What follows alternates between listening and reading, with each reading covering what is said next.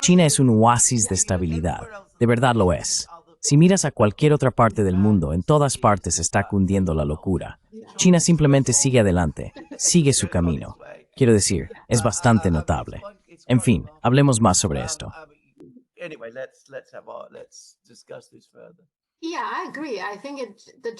Sí, estoy de acuerdo. Creo que el gobierno chino básicamente tiene un plan a largo plazo y simplemente sigue su plan sin dejarse molestar. Es Trump quien, ya sabes, va de un lado a otro, una idea un día, al día siguiente cambia de opinión y todo ese tipo de cosas, lo cual es bastante loco, ya sabes, pero supongo que eso hace que todo sea interesante.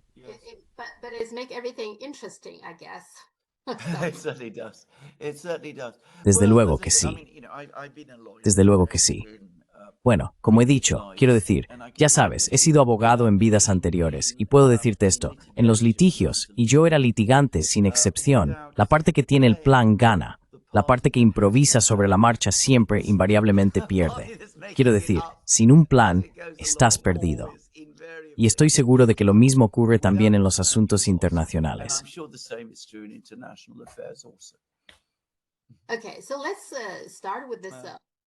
Bien, empecemos con este tema del embargo al petróleo, las sanciones secundarias y todo eso. Lo último es la disputa entre la India y Estados Unidos. Básicamente, Trump está presionando a la India para que no compre petróleo ruso.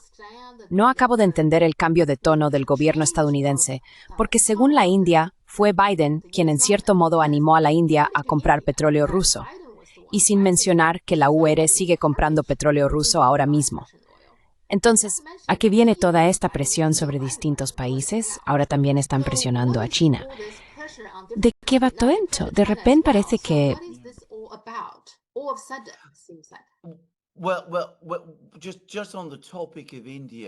Bueno, sobre el tema de la India y lo que les dijo la administración Biden, el Ministerio de Asuntos Exteriores indio lo ha dejado absolutamente claro.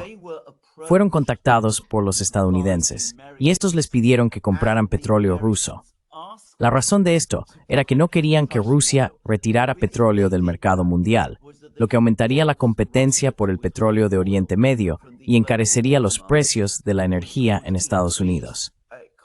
Así que, en realidad, fueron los propios estadounidenses quienes sugirieron a los indios: venga, por favor, compren petróleo ruso. Lo conseguirán con un gran descuento. Eso significará que Putin seguirá perdiendo dinero con su petróleo, como ya ocurría antes.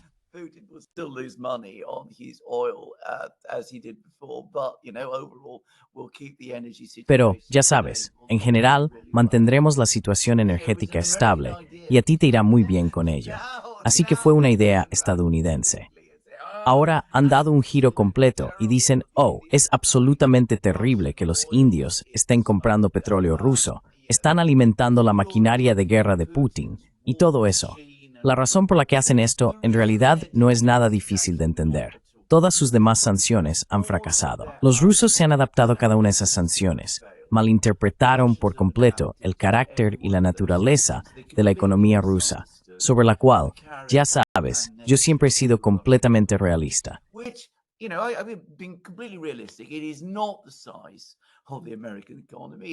No es el tamaño de la economía estadounidense.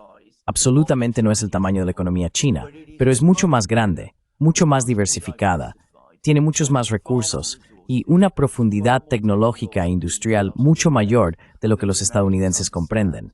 Es más grande que la economía japonesa, para decirlo de alguna manera. Así que es una economía grande, fuerte, bien organizada y bien gestionada. Ellos no lo entendieron. Los estadounidenses todavía no lo entienden. No quieren admitir ante sí mismos que su análisis inicial era erróneo. Así que lo que han estado haciendo, porque ahora es visible que Ucrania está perdiendo la guerra y porque Rusia está soportando con éxito el impacto de las sanciones.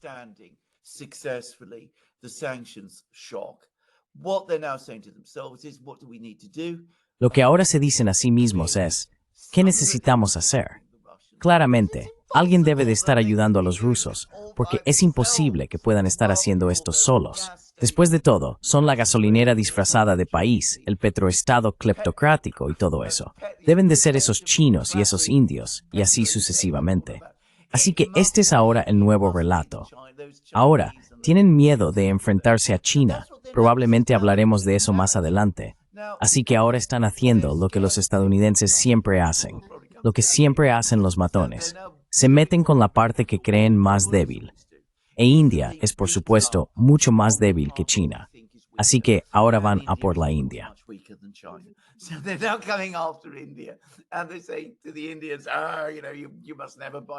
Y les dicen a los indios, sabéis, nunca debéis comprar petróleo ruso. Es terrible que lo hagáis. Es chocante que siquiera penséis en hacer algo tan perverso alimentando la maquinaria de guerra rusa. Y si lo hacéis, vendremos y os castigaremos imponiendo enormes aranceles y sanciones contra vuestro país. Así que es porque los estadounidenses, básicamente, partieron de un análisis erróneo que no se permiten corregir.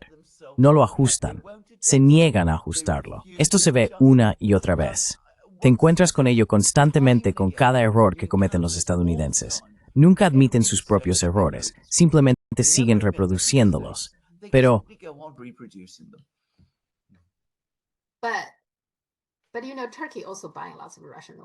Pero Turquía también está comprando mucho petróleo ruso. Ni siquiera oigo que hablen de ello. La URLR está comprando mucho petróleo ruso. Solo van detrás de la India. Y recuerda, a principios de febrero Modi visitó la Casa Blanca y fue realmente tratado como un invitado de alto honor. Supongo que han cambiado de opinión sobre la India en general. Antes querían utilizar a la India contra China. Ahora han cambiado de opinión sobre eso. ¿Es así?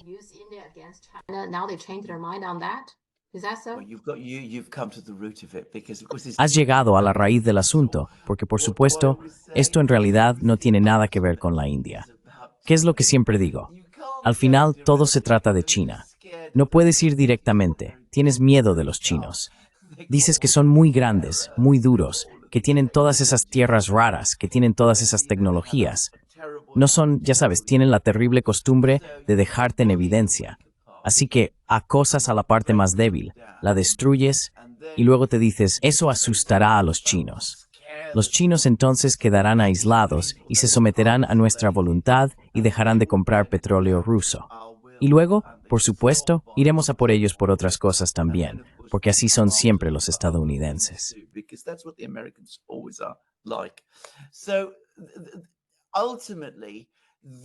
Así que, en última instancia, este acoso a la India tiene que ver con China.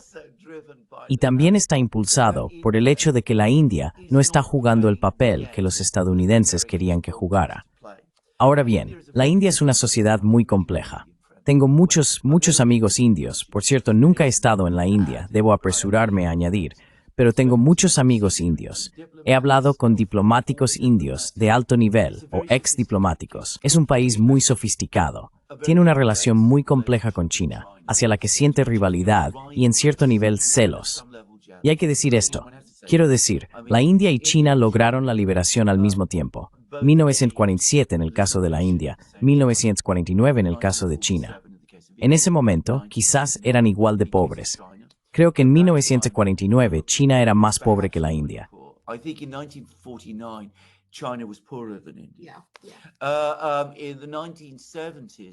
Sí. En los años 70, per cápita, China e India estaban más o menos al mismo nivel.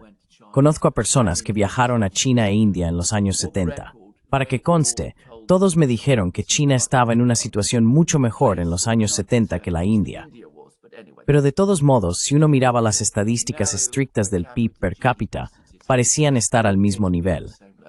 Ahora China es la economía más grande y avanzada del mundo. Ha desarrollado tecnologías enormes, tiene industrias impresionantes, posee enormes industrias exportadoras. India sigue luchando.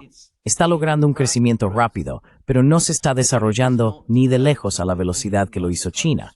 Y de hecho, la realidad es que la brecha entre ambas está creciendo. Así que los indios sí tienen problemas con China.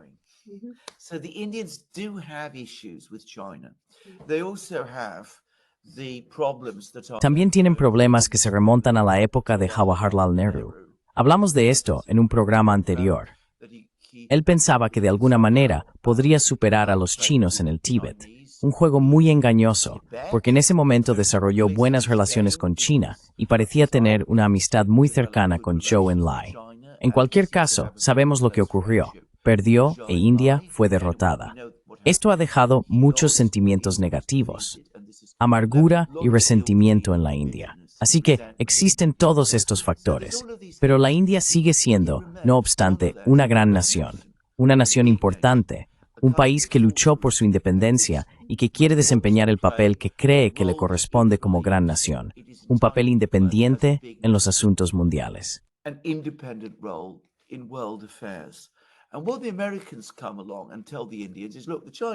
Y lo que los estadounidenses vienen a decirles a los indios es, mira, los chinos, tienes todos estos problemas con ellos. Alíate con nosotros, conviértete en nuestro aliado, acepta el tipo de subordinación que tienen los europeos y te ayudaremos de alguna manera. Pero la forma clave en la que te ayudaremos es que te ayudaremos a derribar a los chinos. Y los indios, y cualquiera que conozca la India lo sabrá, no están de acuerdo en hacer eso. Puede que tengan sus problemas con China, pero no van a dejarse usar como una carta contra China. ¿Recuerdas en los años 70? No sé si los chinos lo saben, pero en los años 70 los estadounidenses siempre hablaban de cómo jugaban la carta china contra la Unión Soviética. Y yo le decía a la gente, yo solo era un niño.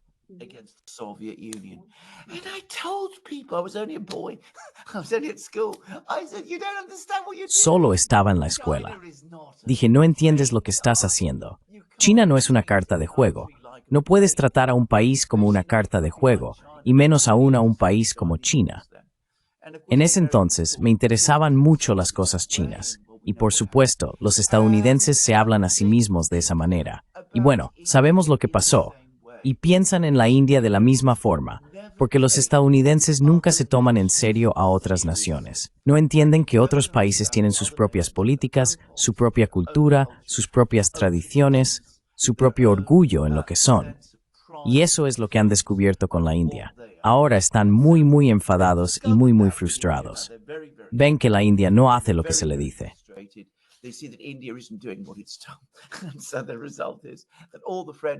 Así que el resultado es que toda la amistad, todas las palabras amables han desaparecido. Y ahora los indios son las personas malvadas que están ayudando a la maquinaria de guerra de Putin. Mucha de la ira contra Rusia es la misma, por cierto, que los rusos no están jugando el papel que se les había asignado. Ellos tampoco están alineados con los estadounidenses contra China, a pesar de que, como hemos comentado en otros programas, son personas blancas que se parecen a nosotros. Eso lo hace aún peor de alguna manera, que no estén dispuestos a aliarse con nosotros contra estos asiáticos. Así que esta es, en gran medida, la mentalidad subyacente estadounidense. Y eso explica la ira, la amargura, la furia y la rabia. Y los indios simplemente tendrán que vivir con ello.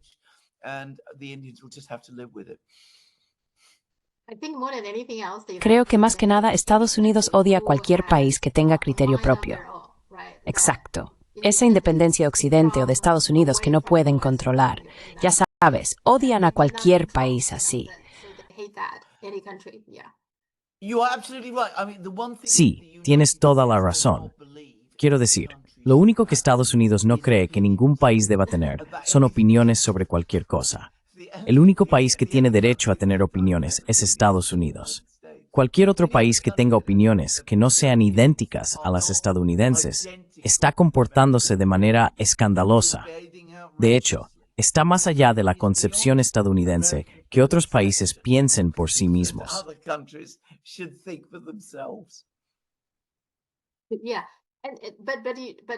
Sí, pero es muy interesante la forma en que gestionan la relación con la India. Por ejemplo, Biden, creo que parte de la razón por la que Biden quería que la India comprara petróleo ruso, recuerdas que en ese momento tenía una relación bastante mala con el príncipe saudí MBS, ¿verdad?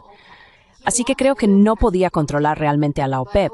Quería que el precio del petróleo bajara, pero la OPEP no le hacía caso. Así que probablemente pensó en ese momento que usar el petróleo ruso equilibraría un poco la situación y permitir que la India lo comprara era una forma de hacerlo, supongo. Eso es parte de la cuestión, probablemente. Y ahora tienes a Trump con una idea totalmente diferente y Lindsey Graham es quien introdujo este proyecto de ley de sanciones secundarias, ¿verdad? Ahí es donde creo que lo que Trump está amenazando, que van a imponer sanciones secundarias a los países que compren petróleo ruso. Pero, quiero decir, ignoran totalmente que la India tiene su propio criterio. Un día quieres que la India haga una cosa y al día siguiente quieres que haga algo diferente, ¿no? You cannot treat India like a card. Or to use No puedes tratar a la India como una carta o, usando la expresión que Aho P. Taylor utilizó sobre Rusia, como un grifo que puedes abrir y cerrar cuando quieras, porque eso es lo que quieren hacer con todos los países. Así que los indios, por cierto, están furiosos. He estado leyendo los medios indios y la ira que se expresa allí sobre esto es simplemente impronunciable. Quiero decir, algunos de los comentarios son literalmente impronunciables. Están furiosos por esto, están indignados. Y es fascinante ver cómo nunca creí en ello, nunca pensé que duraría. Pero este idilio entre la India y Estados Unidos está ahora en una crisis profunda.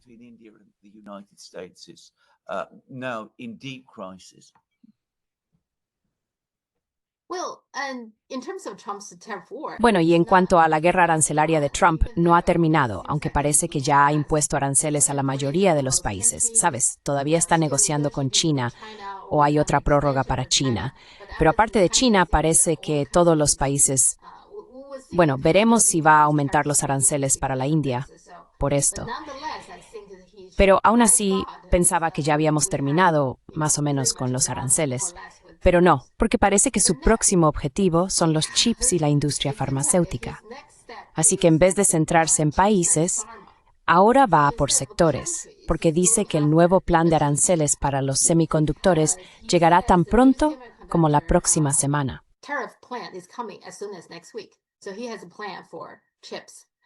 Así que tiene un plan para los chips. Y luego, para la industria farmacéutica, dijo en una entrevista con CNBC que habrá pequeños aranceles sobre todos los productos farmacéuticos. Pero en un año o año y medio será de 150, posiblemente 250, para todos los productos farmacéuticos. Así que ahora su argumento es que quiere que toda esta producción regrese a Estados Unidos. Aquí está el problema. Si esta producción volverá a Estados Unidos, no lo sé. Lo dudo mucho. Pero mientras tanto, cuando imponga aranceles a todas estas cosas, nosotros que vivimos en Estados Unidos vamos a pagarlo sin ninguna garantía de que esta producción regrese a Estados Unidos. No. ¿No es así? No. Esto es exactamente correcto, porque lo que va a suceder es que en muchos casos no vendrán a Estados Unidos, ya que el coste de producción en otros lugares seguirá siendo más barato. Así que lo único que va a pasar es que los aranceles provocarán un aumento de los precios. Los precios de los productos farmacéuticos ya son muy altos en Estados Unidos, ya son muy altos en el Reino Unido, y en otros lugares aún van a subir más. Por cierto, y esto es algo más que mencionar, el mayor exportador y fabricante de productos farmacéuticos que se exportan a Estados Unidos y Europa es la India. Solo para que conste. Quiero decir, suele tratarse del segmento más bajo de productos farmacéuticos, pero durante la crisis del COVID, recuerdo a Modi presumir de que la India era la farmacia del mundo.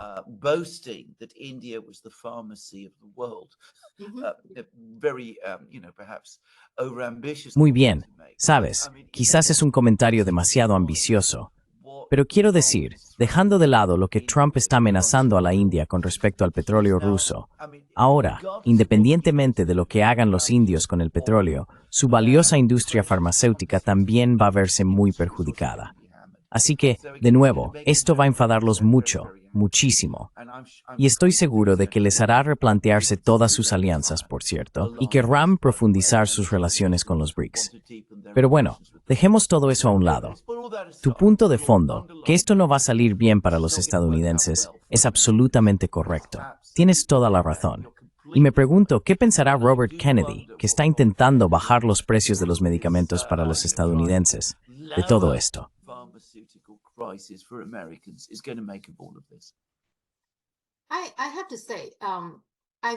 Tengo que decir que, en mi opinión, Trump probablemente sí tiene un plan.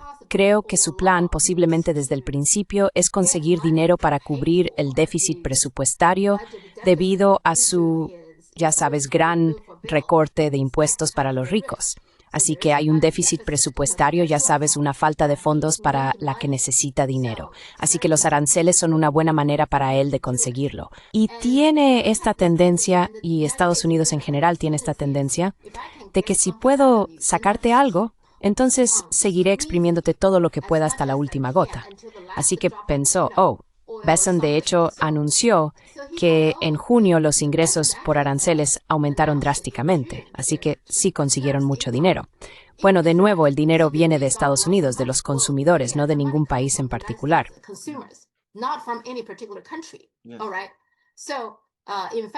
Muy bien. De hecho, creo que algunos fabricantes en diferentes países probablemente han tenido que bajar un poco sus precios debido a los aranceles. Así que están perjudicando a otros países, pero la mayor parte del dinero proviene de los consumidores estadounidenses. Eso es simplemente un hecho. Pero ellos están muy contentos. Vale, tenemos más dinero.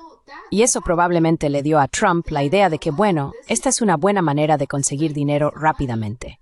¿Por qué no seguimos haciéndolo, exprimiendo no solo a un país, porque ya lo ha hecho, sino que ahora vamos a por los chips y la industria farmacéutica, que son dos grandes sectores? Así que esto no es solo superficial, es una guerra terrible contra diferentes países. Al final esto una guerra contra la clase media y baja de Estados Unidos.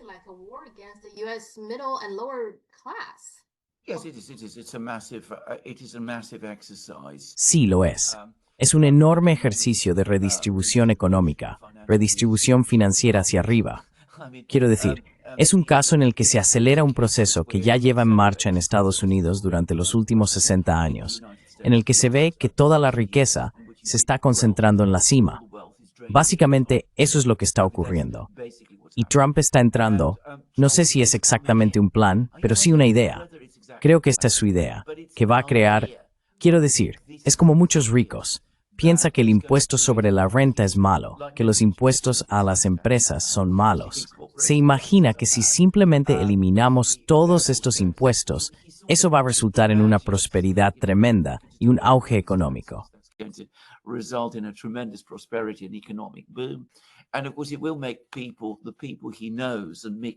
Y por supuesto hará muy felices a las personas con las que se relaciona, porque todos son ricos. Ellos no tienen que pagar estos impuestos. Pero, por supuesto, las personas que sí pagan impuestos, estos impuestos, impuestos indirectos, y los aranceles son impuestos indirectos, son la clase media y la clase trabajadora, e incluso personas más pobres que eso. Así que es un ejercicio masivo de redistribución. Y voy a decir otra cosa, por cierto. No va a lograr lo que él espera, porque por mucho dinero que obtenga de sus aranceles, nunca va a poder igualar el ritmo al que está aumentando el gasto.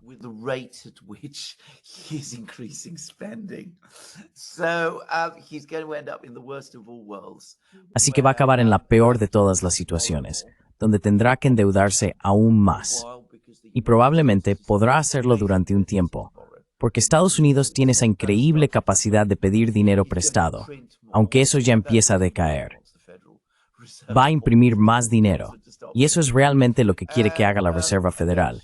Quiere que empiece a imprimir más. Y finalmente, o bien él o su sucesor acabarán subiendo los impuestos sobre la renta y ese tipo de impuestos, lo cual políticamente parece muy difícil. O bien nos enfrentaremos a algo mucho, mucho peor. Y con mucho peor me refiero a una inflación realmente muy, muy alta para resolver esto.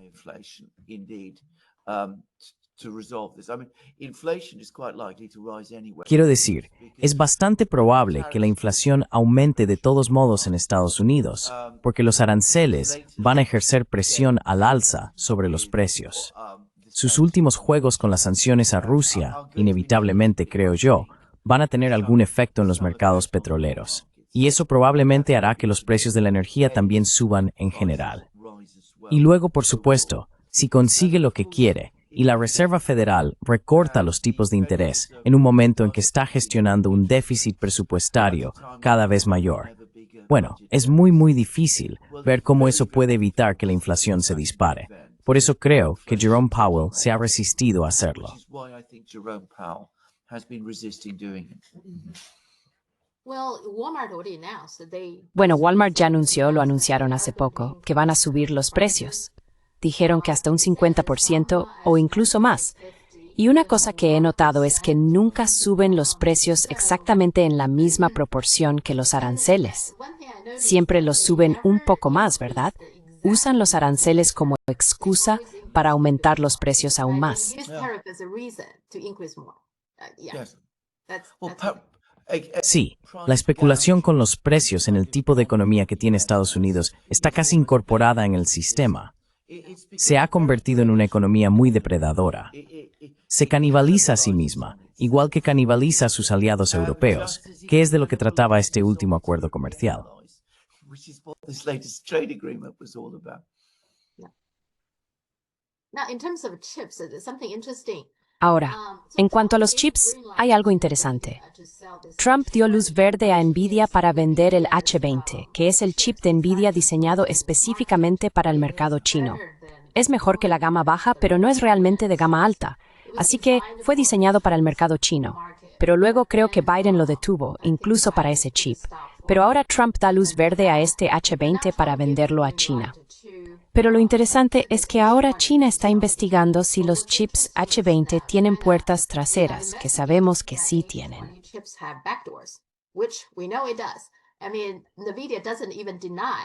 Quiero decir, Nvidia ni siquiera lo niega, porque Estados Unidos tiene la Ley de Seguridad Chips, que exige que todos los chips vendidos en el extranjero tengan, bueno, lo llaman un mecanismo para localizar su ubicación. Ahora bien, ¿cómo se hace eso? Supongamos que vendes los chips a Singapur y luego Singapur se los vende a otra persona. Si no los rastreas, no sabes a dónde van esos chips, ¿verdad? Así que tienes que rastrear todos los chips en todo el mundo, lo que significa que hay una puerta trasera. Así que Nvidia no lo niega, pero Nvidia dice que no hay un interruptor de apagado, nada para desactivar el chip de forma remota. Eso es lo último. Pero lo interesante es que esta investigación sobre el H20 significa que China ya no necesita desesperadamente el H20, ¿verdad?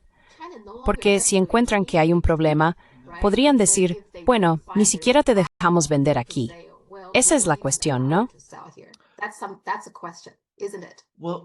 That's right. I mean, the reason Trump is doing this, by the way, is not. Bueno, eso es cierto. Quiero decir, la razón por la que Trump está haciendo esto, por cierto, no es nada difícil de entender, porque si miras el auge del mercado bursátil, y Trump es alguien que se preocupa muchísimo por los mercados bursátiles, porque de nuevo, son sus amigos, es él mismo y sus amigos. Ellos se benefician del mercado bursátil, y su familia también, por cierto. Si observas el auge del mercado bursátil, está extremadamente concentrado en las 7 grandes empresas tecnológicas. Pero la base es Nvidia. Es Nvidia la que en última instancia sostiene a todas las demás. Y ha podido hacerlo porque en los últimos años ha tenido un crecimiento de beneficios excepcionalmente alto. Ahora, ese crecimiento de beneficios ha empezado a disminuir. En parte sospecho, porque no está vendiendo chips a China, que como sabemos necesita muchísimos chips. Which, as we know, needs lots and lots of chips. So I think what Trump is realizing is that. Así que creo que lo que Trump está comprendiendo es que, ya sabes, el crecimiento de los beneficios de Nvidia sigue siendo fuerte, pero ya no es tan fuerte como antes. Quiero decir, antes era un crecimiento del 100%, ahora es de alrededor del 2%. Sigue siendo muy alto, pero no es lo que solía ser. Así que quiere mantener a Nvidia fuerte y activa, y por eso vender a China los chips que diseñaron para China. Pero eso ya es historia, porque como resultado de lo que hizo Biden, China ha ido más allá. Es decir, ahora son capaces de producir chips mejores.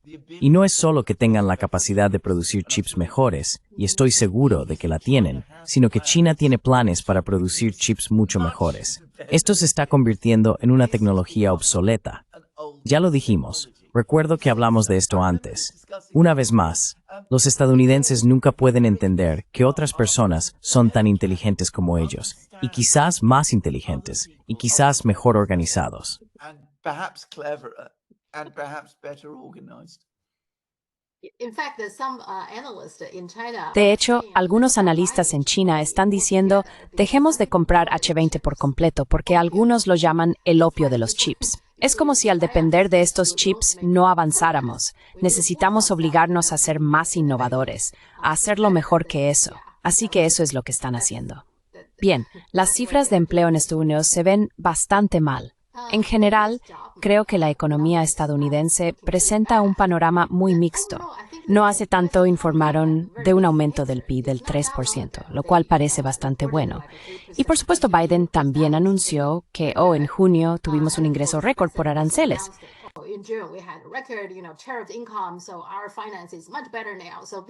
Así que nuestras finanzas están mucho mejor ahora. Así que estos son muy buenas noticias. Pero luego, por supuesto, llegan las cifras de empleo de mayo y junio que fueron revisadas. Pero la revisión es enorme, no es un pequeño ajuste, porque la cifra de junio, después de la revisión, es de 14,000. La cifra originalmente reportada era un aumento de 147,000 empleos. Y mayo es una historia bastante similar, así que no es un pequeño ajuste. Es un ajuste enorme hasta el punto de que Trump está tan enfadado que despidió al comisionado de estadísticas laborales. No sé cómo eso puede solucionar el problema. Entonces, ¿cuál es, en tu opinión, el estado general de la economía estadounidense?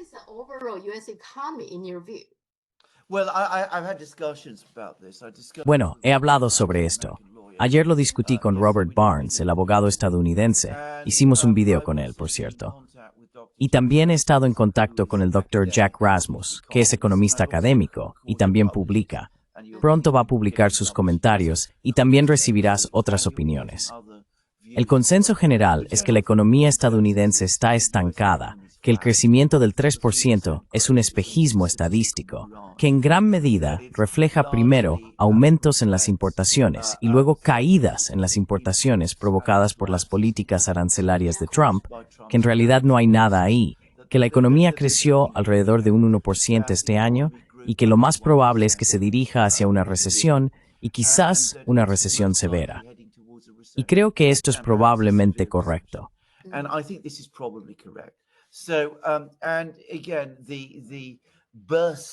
Y de nuevo, el aumento de ingresos por los aranceles y todo lo demás probablemente también refleja los aranceles y la forma en que han estado funcionando.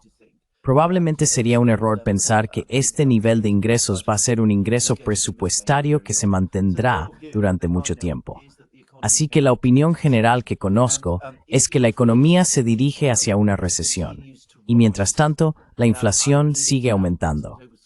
Creo que ahora está, ¿cuánto es? Por encima del 3%, muy por encima de su objetivo del 2%. Y fueron las acciones de Trump las que están empeorando la situación.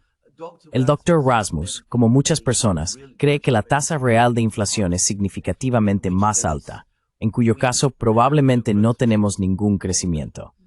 Más bien, es probable que la economía ya esté en recesión.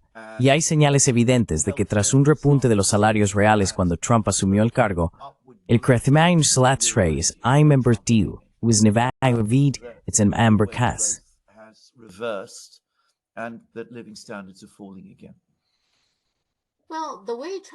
Bueno, la forma en que Trump manejó esto despide al comisionado de estadísticas laborales. Mi pregunta es, en el futuro, quien sea que asuma como nuevo comisionado, ¿podremos confiar en estos datos del gobierno de Estados Unidos? Lo hizo tan evidente. No, no lo creo. Quiero decir, aquí de nuevo, tengo la oportunidad de decir algo. Hay una enorme cantidad de críticas hacia las estadísticas que produce el gobierno chino. Ahora bien, yo creo que son fiables. He estado siguiendo la economía china, aunque no con el mismo nivel de atención que la rusa. Por cierto, las estadísticas rusas son muy fiables. Solo quiero decir que en esas sí se puede confiar. Tienen sistemas de recopilación de datos extremadamente avanzados. Habiendo estado en China, puedo decir que los sistemas de recopilación de datos en China son al menos tan eficientes como los rusos, probablemente incluso más. Russian ones are probably more so. So I suspect the Chinese government has a very Así que sospecho que el gobierno chino tiene una idea muy clara de en qué punto se encuentra la economía en cualquier momento dado. Solo quiero decir que en general creo que las estadísticas económicas producidas por China son fiables. Sé que las estadísticas económicas producidas por Rusia son fiables. China y Rusia producen relativamente pocas estadísticas, pero se puede confiar en ellas.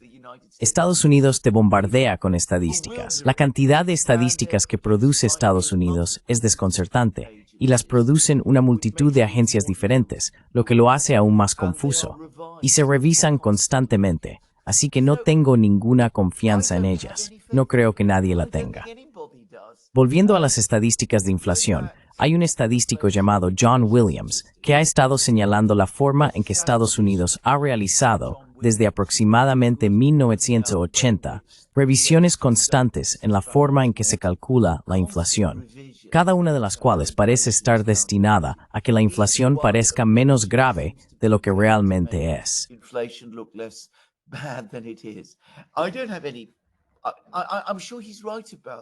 No tengo ninguno. Estoy seguro de que tiene razón en esto. Ha dañado su propia credibilidad al intentar elaborar sus propios cálculos de la inflación, cosa que no puede hacer porque no dispone de los datos necesarios para ello. Pero respecto a su propia crítica sobre las cifras de la inflación, creo que tiene razón. Y creo que esto es cierto en casi todo. Las únicas estadísticas en las que hasta cierto punto depositaría algo de confianza son aquellas que muestran no las cifras de creación de empleo, que en mi opinión son un disparate, sino el número de personas que realmente están trabajando en un momento dado, que no son completamente fiables, pero son tan fiables como pueden llegar a ser las estadísticas estadounidenses.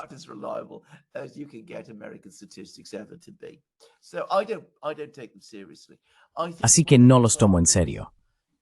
Creo que uno de los problemas es que desde hace muchos años, de hecho, remontándonos hasta los años 70, Estados Unidos ha estado muy preocupado de que otros países lo superen. Y por esa razón, lleva mucho tiempo inflando sus estadísticas económicas para que el tamaño total de su economía parezca mayor de lo que realmente es.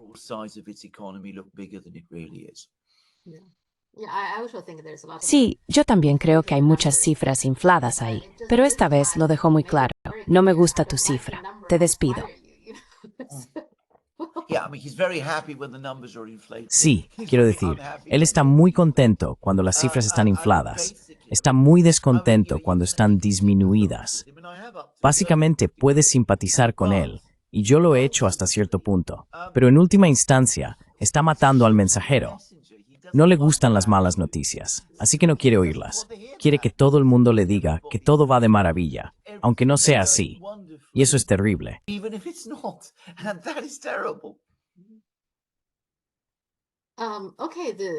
Bien, la situación en Ucrania. Ahora 2 coroneles británicos fueron capturados por fuerzas especiales rusas. ¿Cuál es la reacción del Reino Unido? No ha habido ninguno.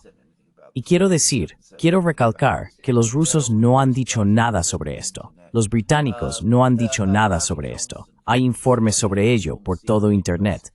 Larry Johnson, que es un exagente de la CIA en quien confío enormemente, cree que esta historia puede ser cierta. Y dado que él piensa que puede ser cierta, estoy dispuesto a creerlo. Pero esto se ha mantenido muy en secreto por parte de todos. Sí, me he dado cuenta de que no se informa mucho sobre eso. Sí, quiero decir, los medios de comunicación tradicionales no han... Sí.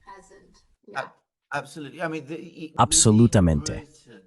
Quiero decir, dentro de Gran Bretaña, voy a suponer que existe una D-Notice.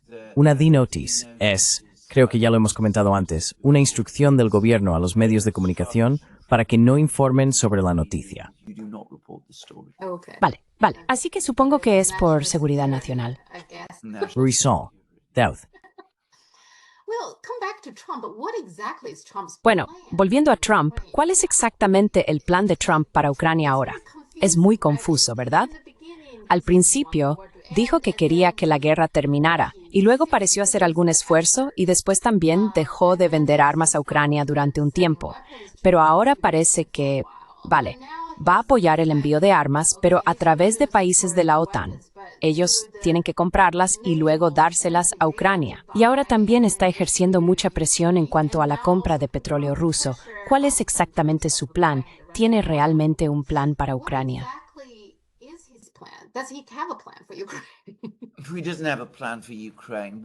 Si no tiene un plan para Ucrania, lo que quiere hacer es detener los combates para poder ganar el premio Nobel y decir que ha terminado la guerra. Ese es su plan. No tiene un plan más amplio sobre cómo resolver este conflicto, ni sobre cómo reconstruir las relaciones con Rusia, ni sobre cómo establecer la seguridad en Europa. Creo que esto ha quedado absolutamente claro ahora. Y es una tragedia, pero así están las cosas.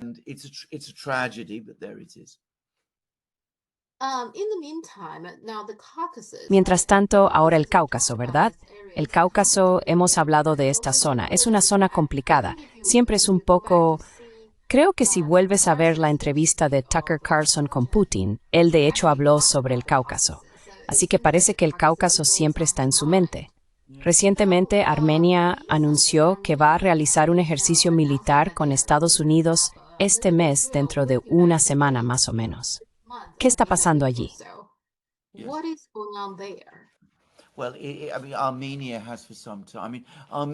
Bueno, Armenia desde hace algún tiempo. Armenia, hace unos 5 años, tuvo una revolución de colores. Sabemos lo que son. El gobierno anterior fue reemplazado por un gobierno muy pro-estadounidense. Y ese es el gobierno que hay ahora en Armenia. Ha estado trabajando continuamente para intentar realinear a Armenia con la OTAN, con Estados Unidos y con Occidente.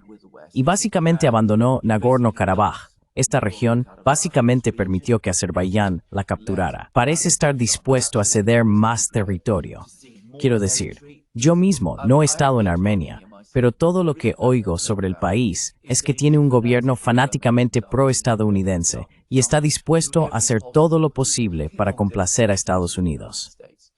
Ahora, como sabes, estuve recientemente en Georgia, y los georgianos piensan que Armenia está pasando por el mismo proceso que vivió Georgia, un gobierno fanáticamente pro-estadounidense, que lleva al país al desastre total, solo que lo está haciendo con 20 años de retraso respecto a Georgia.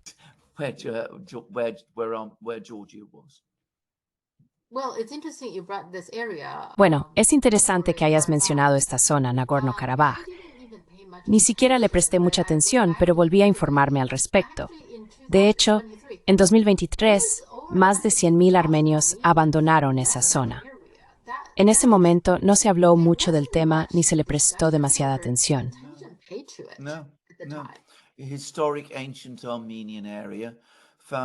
La histórica y antigua región armenia se encontró formando parte de Azerbaiyán porque Stalin trazó las fronteras regionales de una manera determinada.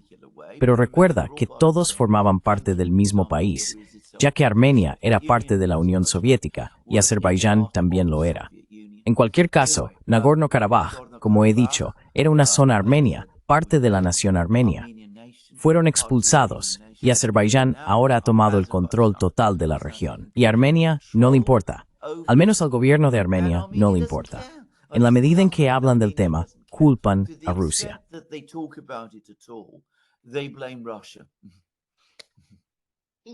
Sí, supongo que su expectativa, o la expectativa de alguien, era que los rusos debíamos servir y ayudarles. Bueno, el líder de Armenia, Nikol Pashinyan, rechazó la ayuda rusa. Puede que ahora diga lo contrario, pero en ese momento contaba una historia diferente. ¿Y dónde se sitúa Azerbaiyán? Porque también hay algunas conversaciones, debates sobre la posibilidad de establecer algún tipo de base militar turca en Azerbaiyán. Bien, así que Turquía puede ser el miembro de la OTAN.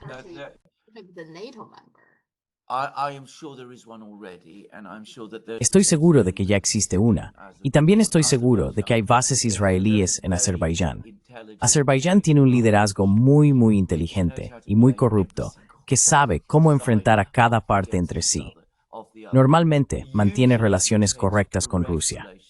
En este momento, está pasando por una etapa difícil con Rusia porque quiere obtener más ayuda de los estadounidenses, pero luego vuelve a inclinarse hacia Rusia. Tiene a los israelíes allí, a los estadounidenses allí, a quien sea. Pero como he dicho, es un juego constante que Azerbaiyán juega, y hasta ahora lo ha jugado con bastante éxito. Это температура medio. Turkey's always in the mix. Turkey's always in the Parece que Turquía siempre está involucrada. Pero para decirlo claramente, y bueno, de nuevo, estuve en Georgia, es difícil transmitirlo a los de fuera, pero en el Cáucaso Sur, Rusia sigue siendo abrumadoramente la potencia dominante. Es el coloso en torno al cual, en última instancia, todos los demás tienen que girar. Quiero decir, incluso Turquía e Irán, que son las otras grandes potencias, no pueden ser importantes de la misma manera. Las economías están integradas en Rusia. La gente, todo el mundo habla ruso. Las señales de las calles en todas partes están en ruso. Todos ven noticias y medios rusos. Hay muchos rusos allí todo el tiempo.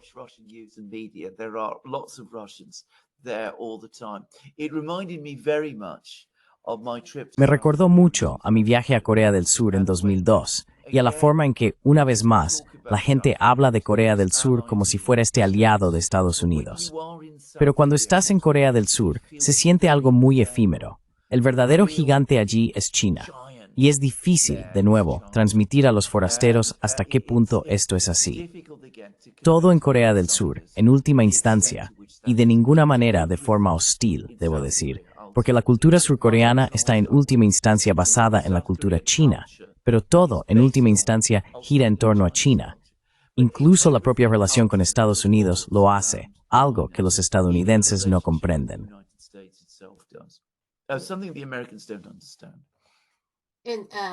Y algún moreno que te tenía.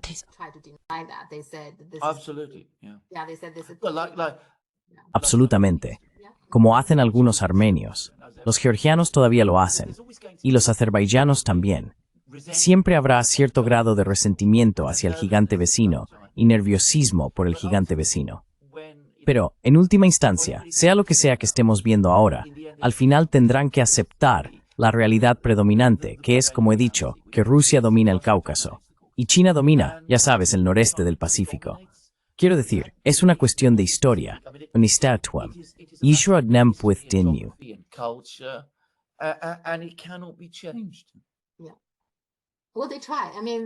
Sí, bueno, lo intentan. Quiero decir, lo último de lo que mucha gente habla en China es que Corea del Sur quiere solicitar muchos reconocimientos de patrimonio mundial, ya sabes, esto y aquello dentro de la UNESCO. Pero el último desarrollo es que la UNESCO ha establecido una nueva norma. Tienes que aportar ciertos tipos de pruebas. No puedes simplemente afirmar, vale, esto es de Corea. Tiene que ser considerado patrimonio mundial o algo así.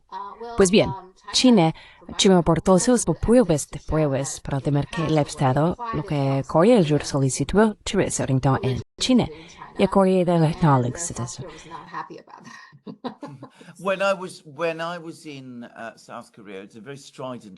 Cuando estuve en Corea del Sur, que por cierto es un lugar muy marcadamente nacionalista, cuando estuve allí, insistían en que ellos habían inventado la cerámica, y ya sabes, lo que en Occidente llamamos bonsai, después de los chinos y los japoneses, que como bien sabes, también se originó en China. Pero ellos afirmaban ser los inventores de ambos. Eso es lo que decían los surcoreanos. Pero quiero decir, lo curioso es que se nota que ni ellos mismos se lo creen del todo. Saben perfectamente cuál es la verdad. Además, a muchos surcoreanos les gusta China, solo para dejarlo claro también. Quiero decir, es una relación compleja, y ellos entienden a China.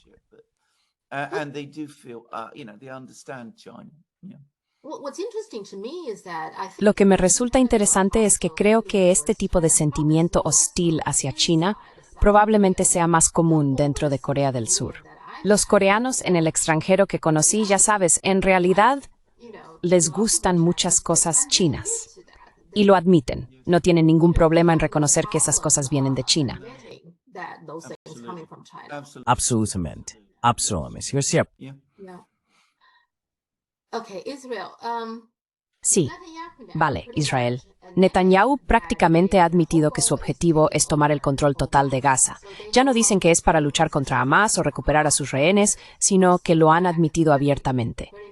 No es ninguna sorpresa, ¿verdad? Sabíamos que ese era el objetivo desde el principio, ¿no? Por supuesto, claro que sí. Siempre ha sido así. Quiero decir, era cierto, sospecho, incluso antes del 7 de octubre, pero ahora es claramente el objetivo, tomar el control de toda Gaza, ocuparla, anexarla y expulsar a la población.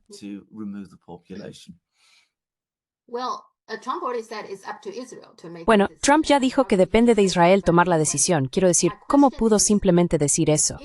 Pero en fin, mi pregunta es, Israel no va a detenerse en Gaza. Tienen ese objetivo del Gran Israel. Así que estos otros países de Oriente Medio, según esos mapas que vi, parece que el Gran Israel abarca Jordania, Siria, Líbano, Irak, parte de Egipto. ¿No están preocupados estos países de que si dejas que Israel se apodere de Gaza y no haces nada, su próximo objetivo pueda ser tú, ¿sabes?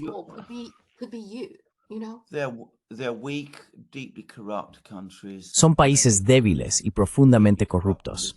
Muchos de ellos tienen sistemas políticos profundamente corruptos. Hay muy poco sentido de patriotismo entre sus dirigentes. Una de las grandes tragedias de mi vida ha sido ver la degradación del mundo árabe. En los años 60 y principios de los 70, el mundo árabe parecía estar en ascenso y surgían algunos líderes extraordinarios. Recuerdo especialmente a dos, Gamal Nasser, que era el presidente de Egipto, y el rey Faisal, que era el gobernante de Arabia Saudí. Era un hombre muy fuerte, quiero decir, a menudo no estaba de acuerdo con él, pero era muy fuerte a su manera, profundamente patriótico. Se preocupaba enormemente por los palestinos y por lo que estaba ocurriendo allí.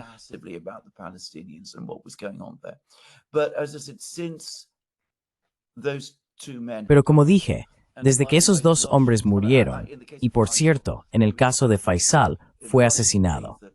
Los rusos creen que Nasser también fue asesinado. Enviaron a un médico para examinarlo antes de que muriera, y él estaba convencido de que Nasser estaba siendo envenenado. En fin, desde entonces, la historia es la de la degradación total del mundo árabe, y me temo que eso hace que sea muy difícil para los estados del mundo árabe ofrecer cualquier tipo de resistencia, porque los ejércitos están plagados de corrupción. Las élites políticas son completamente cínicas. Muchos de ellos están pensando en escapar a Europa o América con todas las riquezas que puedan llevarse. Y como dije, no son muy fuertes. Las poblaciones son diferentes.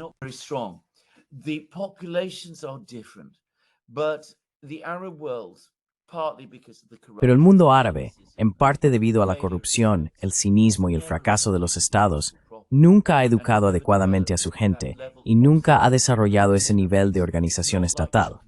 Quiero decir, no es como China. Los estados no funcionan en Oriente Medio de la manera que China pudo hacerlo partiendo de una base económica mucho más baja. Es decir, Egipto, en 1950, era un lugar mucho más rico que China.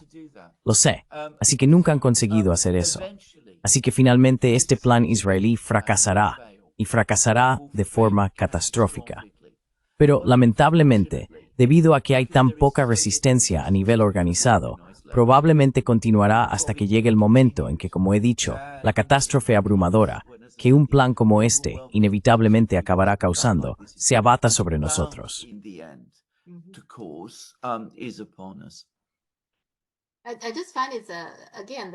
Simplemente me parece que, de nuevo, son las hipocresías de Occidente, ¿verdad? Cuando hablan de Rusia, de la amenaza que representa Rusia, dicen, oh, después de Ucrania, Rusia va a tomar Polonia, va a tomar los países bálticos. Eso es lo que te dicen, lo asustada que debería estar toda Europa, preocupada por la agresión rusa. Nunca dicen nada parecido sobre Israel, aunque hay un mapa claro que habla de tomar todos esos países.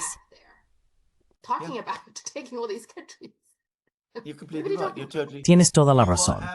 Tienes absolutamente razón.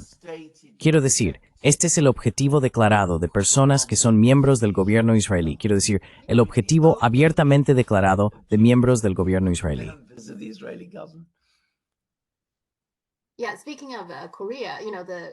Sí, hablando de Corea, ya sabes, la península de Corea antes de que se dividiera en norte y sur, solo para dar un poco de contexto.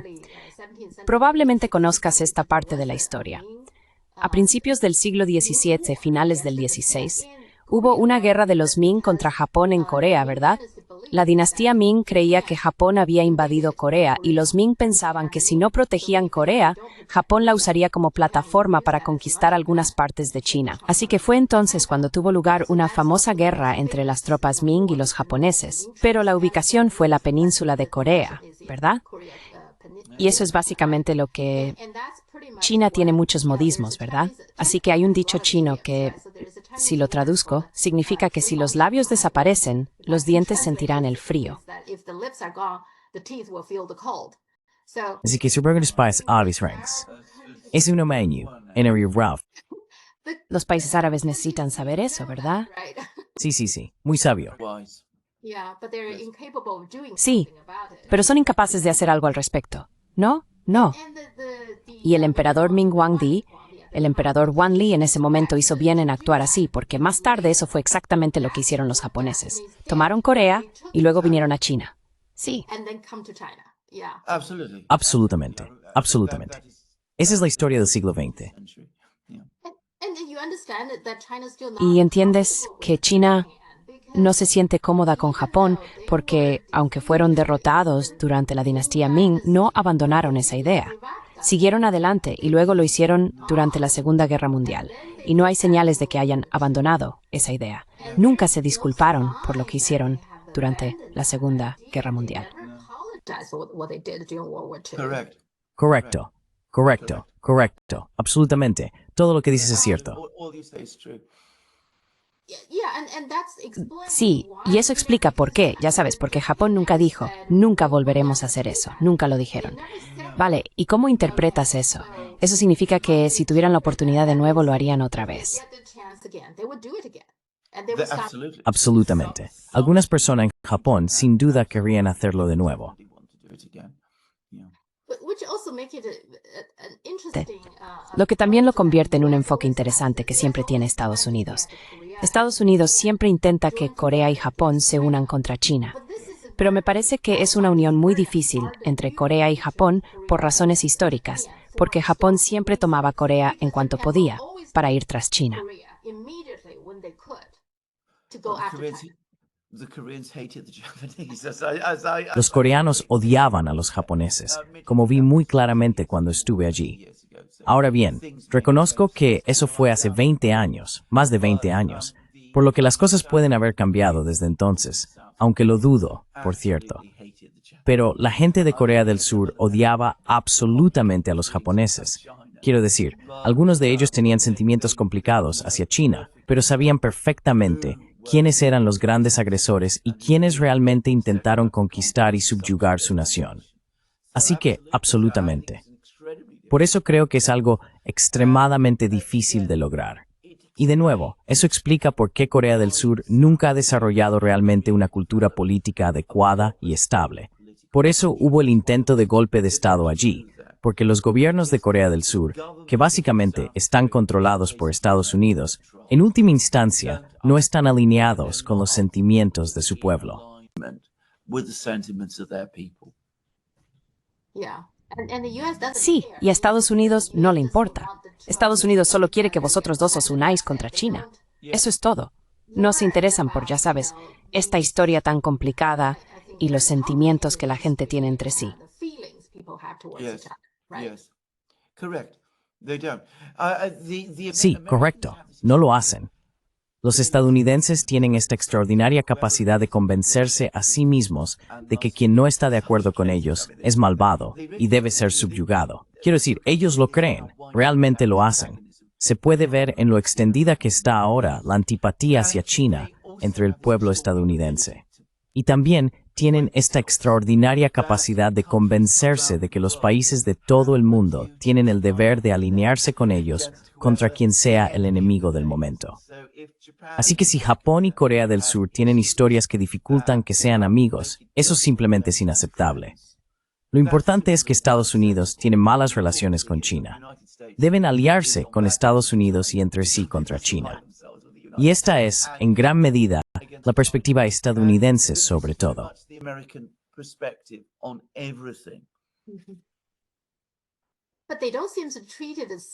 Pero no parecen tratar bien a algunas personas. Por ejemplo, si miras a Filipinas, Filipinas hizo exactamente lo que Estados Unidos le pidió. Pero si ves el acuerdo comercial, el acuerdo de aranceles que consiguieron, no es un buen acuerdo para Filipinas. Así que Estados Unidos ni siquiera trata bien a quienes realmente le siguen. Bueno, fue lo Henry Kissinger. Ser enemigo de Estados Unidos es peligroso, es fatal.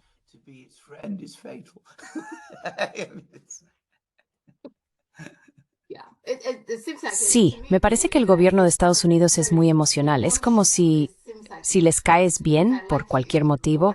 Bueno, ahora parece que a Trump le gustan China y Rusia, ¿vale? Bueno, se está volviendo muy depredador. Quiero decir, si retrocedemos, por ejemplo, a los años 40 y 50, Estados Unidos necesitaba ganarse a los europeos para contener a los soviéticos y al comunismo. Si realmente necesitaba hacerlo o no es otra cuestión. Quiero decir, podría ser que en ese momento fuera posible tener una buena relación con la Unión Soviética. Yo creo que sí lo era. Pero en fin, decidieron que los soviéticos eran el enemigo. Así que decidieron que necesitaban ganarse a los europeos. Y la manera de hacerlo era ayudar a los europeos a hacerse ricos. Invirtieron mucho y fortalecieron las economías europeas. Pero eso fue entonces. Ahora se sienten mucho menos seguros, sienten mucha más presión. El sistema político de Estados Unidos se ha vuelto mucho más corrupto. Se ha vuelto, como vemos, caníbal y depredador. Y ahora se están comiendo a sus propios aliados. Están devorados a leathers canavidiv. Y también perjudicando a los estadounidenses. Y perjudicando a los estadounidenses, exactamente.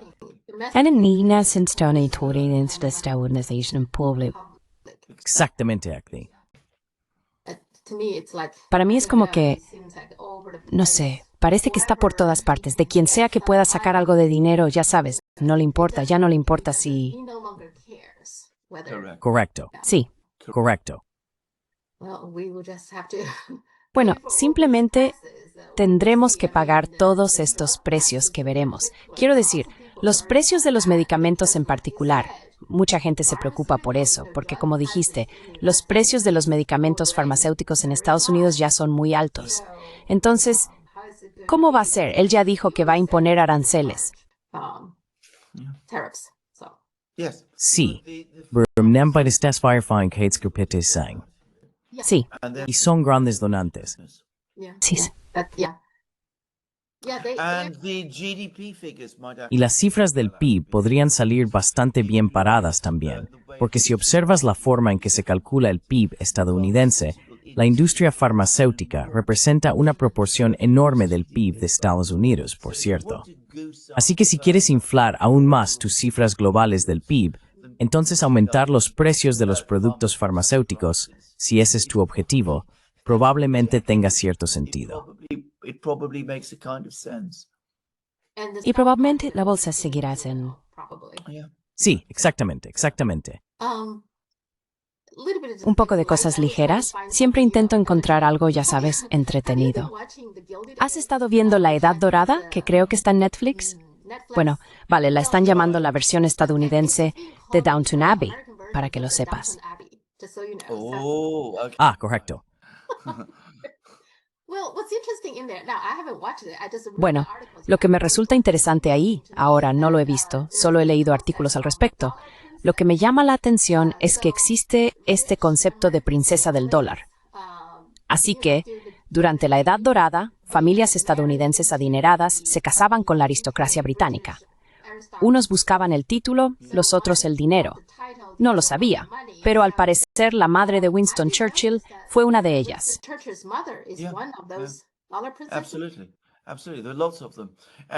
Absolutamente, absolutamente. Hay muchos casos así. Y tienes toda la razón. Su padre, que era el hijo menor del duque de Marlborough, no tenía mucho dinero y era un hombre de gustos caros y extravagantes. ¿Y qué hace? busca casarse con una joven americana rica, y el resultado es Winston Churchill. And the result is Winston Churchill. Bueno, pero lo que me resulta interesante es que estas personas son extremadamente ricas. Así que una de las más famosas es Vanderbilt, que creo que en realidad estaba casada con la prima de Winston Churchill, ¿verdad? Exacto. Así que la familia Vanderbilt, por supuesto, quería el título, el de duque. Creo que el título es duque o algo así. Pero el resultado de eso es Consuelo y todas estas princesas del dólar tienen que viajar muy lejos, tienen que casarse en Gran Bretaña y por eso están lejos de sus seres queridos. La idea de tener dinero es que puedes hacer las cosas según lo que quieres, ¿no? Tener a la familia cerca es algo que creo que hace feliz a todo el mundo. En cambio, estas personas, una vez que tienen dinero, quieren más, quieren títulos, así que sacrifican la felicidad de sus propias hijas. Yes. Yes. Yes.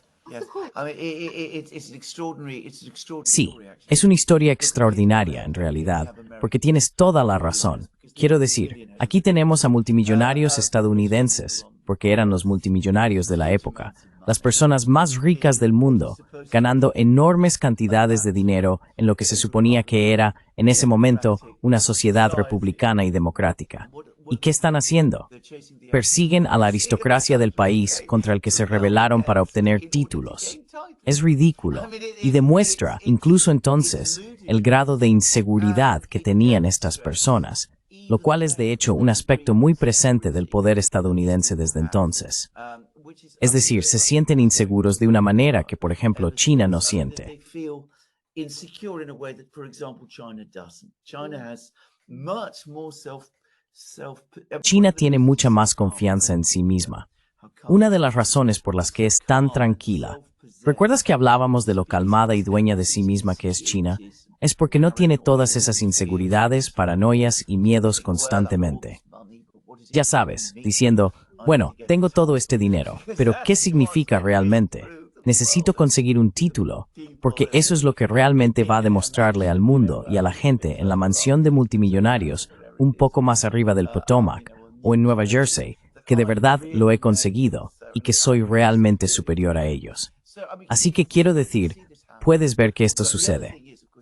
Aunque lo otro que hacían estas personas, por supuesto, no sé si este programa lo muestra, es que iban a Europa y compraban obras de arte a una escala simplemente increíble. on a simply unbelievable scale. And if you go to the various Y si vas a las distintas galerías de arte en Nueva York, puedes ver esto, ya sabes, esta especie de reverencia por los Tizianos y todas esas cosas que estaban comprando. Y aquí tengo que decir algo porque siempre me ha interesado el arte. Ant, como probablemente sabes, fue ministro de Cultura de Grecia. Me interesan estos temas. Y lo que me llamó la atención de inmediato, al ver todas estas pinturas, es que estos estadounidenses con mucho dinero vinieron. Y sí, compraron Rembrandts y compraron Tizianos, pero compraron los peores cuadros que pintaron Rembrandt y Tiziano. Los europeos, muy astutamente, sabían exactamente qué venderles, y sabían que lo que realmente interesaba a estas personas eran los nombres, no la pintura en sí. people were interested in, not the painting itself. Sí, como los Vanderbilt, si visitas sus casas, tienen unas cuantas repartidas por todas partes, pero muchas de ellas están construidas con mármol traído de Italia, como si no hubiera nada que se pudiera encontrar en Estados Unidos. Tienen que traerlo de Italia. Exactly. I mean, Quiero decir, es muy extraño, pero dice mucho sobre, como he dicho, las inseguridades de Estados Unidos en aquella época, que creo que en el fondo siguen estando ahí. Y explican mucho sobre las patologías que Estados Unidos aún tiene hoy y que los ricos estadounidenses siguen teniendo hasta el día de hoy. to this day. Bueno, creo que incluso hoy en día, parte de la razón por la que Trump tiene una relación tan mala con las élites de Nueva York es que son muy snobs, no les gusta, así que nunca lo aceptaron. Esa es mi impresión, eso es parte de ello. ¿Sabes? Él odia Manhattan. Absolutely. Absolutely. I mean, Absolutamente. there is no Absolutamente. Quiero decir, no hay personas más snobs en el planeta Tierra que los graduados de la Ivy League. Debo decir que he tenido que trabajar con ellos. Quiero decir, dominan los grandes bufetes de abogados en Nueva York y todos provienen de ciertos entornos especiales. Tienen maneras de hablar, de vestir y cosas por el estilo que los identifican de inmediato. Y como he dicho, uno no se imagina que Estados Unidos sea un país de snobismo, pero lo es, y en un grado extremo. En particular, en Nueva York, parece que hay una división muy marcada entre el dinero antiguo y el nuevo. Y Donald Trump, en especial, es una persona extravagante. Creo que a la vieja élite no le gusta. No les gusta en absoluto, creo. Correcto, tienes toda la razón. Estás completamente en lo cierto. De nuevo, se trata de un país que en el fondo se siente inseguro respecto a su cultura. Cada persona china, en algún nivel, forma parte de la cultura y la historia de China. Estados Unidos no tiene eso, porque todavía no están seguros de cuál es exactamente su cultura. Quiero decir, es una derivación de la cultura europea, es algo diferente. Pero tienen estas enormes inseguridades que, como he dicho, les hacen sentir que Europa es de alguna manera más elegante en ciertos aspectos.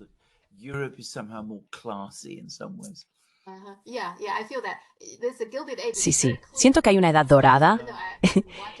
Es muy evidente, ya sabes, aunque no la haya visto, pero parece que eso es muy significativo en cuanto a cómo la gente intenta entrar en la nobleza en Gran Bretaña, consiguiendo un título, y luego se convierten en una especie de familia real ellos mismos, porque su hija se casó con alguien. Eso es algo importante. Y luego su propia clase, como los Astor, es una familia que se estableció primero, creo. Así que una de las personas de los Astor decidió que iba a estar metido en esta clase incluso al principio. Por ejemplo, algunos miembros de la familia Vanderbilt fueron bien recibidos. Es muy interesante.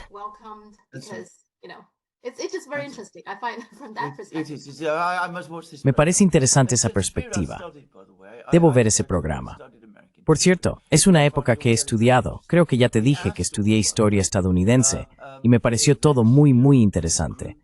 Los Astor, por cierto, al final todo un grupo de ellos vino a Gran Bretaña y les desagradaba tanto América, o estaban tan avergonzados de la América de la que provenían, que se establecieron aquí. Se convirtieron en parte de la aristocracia británica y compraron una enorme casa llamada Cliveden, que se hizo famosa como centro de poder político antes de la Segunda Guerra Mundial. Ahora, por cierto, es un hotel.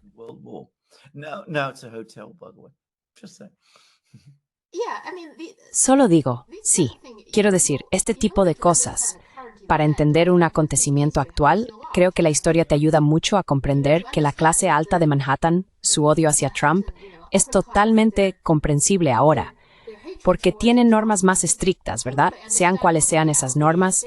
Incluso los Vanderbilt al principio no fueron bien recibidos, ¿sabes?